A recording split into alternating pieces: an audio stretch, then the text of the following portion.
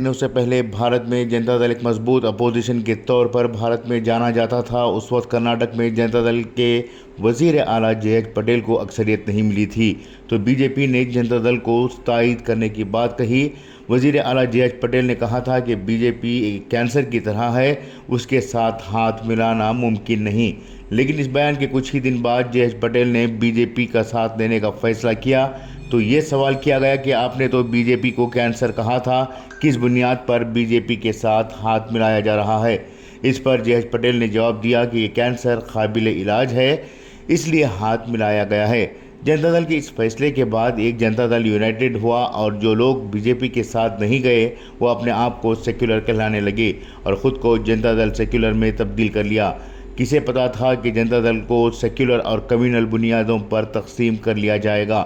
وہ آگے چل کر پھر ایک ہی نظریے پر کام کرنے لگیں گے۔ سال 2006 میں جے ڈی ایس اپنی سیکولر نظریات کے باوجود بی جے پی کے ساتھ حکومت چلانے کے لیے آگے آئی۔ ریاست میں غیر کانگریسی جماعت کے طور پر جس پارٹی کو سیکولر بنیادوں پر لوگوں نے قبول کیا تھا، وہ جے ڈی ایس کے اس فیصلے سے کنارہ کشی کرنے لگے تھے۔ پہلے جے ڈی ایس نے 180 ڈگری میں بی جے پی کے ساتھ ہاتھ ملایا تھا اور اس کے بعد یہ پارٹی محدود ہوتی چلی گئی۔ جس طرح سے کرناٹک میں جے ڈی یو کا نام و نشان مٹ گیا، اسی طرح سے اب جے ڈی ایس بھی اپنے وجود کو دیمک لگاتی جا رہی ہے، جو کبھی بھی کھوکھلی ہو کر ٹوٹ سکتی ہے۔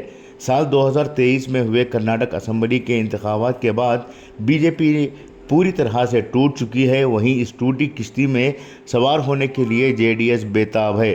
اگر اس دفعہ be J P J D S کے ساتھ ہاتھ ملاتی ہے اور اگلے پارلیمانی انتخابات میں اپنے آپ کو J D S B J P کے حوالے کرتی ہے تو وہ دن دور نہیں ہوگا کہ جے ڈی ایس کا نام و نشان اس ریاست سے مٹ جائے گا۔ پہلے ہی اس پارٹی کو باپ بچوں کی پارٹی قرار دیا جاتا ہے، ایسے میں بی جے پی کے ساتھ جے ڈی ایس ایک ہو جاتی ہے تو جے ڈی ایس کی جگہ جنتا دل کمیونل بن جائے گی۔ یقیناً کسی سیاسی پارٹی کو چلانا آسان بات نہیں ہے، اس کے لیے بہت ساری قربانیاں دینی پڑتی ہیں، جیسا کہ آزادی کے بعد سے اب تک بی جے پی نے قربانیاں دی اور اس وقت ملک کے مختلف ریاستوں میں حکومت قائم کی۔ اسی طرح سے ہر سیاسی پارٹی کو قربانی دینا ضروری ہوتا ہے، مگر دیوے گوڑا اور کمار سوامی جس طرح سے اپنی ضرورت کے مطابق جے ڈی ایس کا استعمال کرتے رہے ہیں، وہ اس بات کی دلیل ہے کہ یہ پارٹی بھی دوسری پارٹیوں کی طرح زوال کا شکار ہو جائے گی۔ جمہوری نظام میں اس طرح کی تبدیلیاں ہوتی ہی رہتی ہیں، لیکن پوری طرح سے نظریات کو تبدیل کرتے ہوئے جے ڈی ایس نے اپنا ضمیر گنوانا شروع کر دیا ہے۔ یہاں ایک اہم بات یہ بھی ہے کہ سال 2023 کے انتخابات میں جے ڈی ایس کو سیکولر ہونے اور سیکولر نظریات کو پیش کرنے کے باوجود شکست حاصل ہوئی۔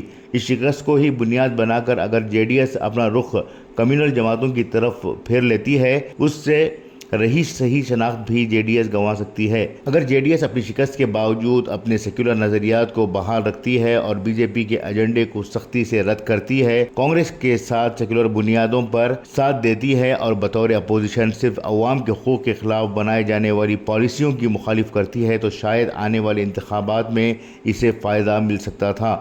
مگر اس دفعہ جو حال جے ڈی ایس کا دیکھا جا رہا ہے، اس سے بات ثابت ہونے لگی ہے کہ J D S B J P کا دوسرا رخ بننے کے لیے بے تاب ہے۔ اب بھی جے ڈی ایس کے پاس وقت ہے کہ وہ اپنے آپ کو بی جے پی کے دلدل سے نکال کر اپنے وجود کو بچائے۔ خصوصی پیشکش انقلاب نیوز، بنگلورو۔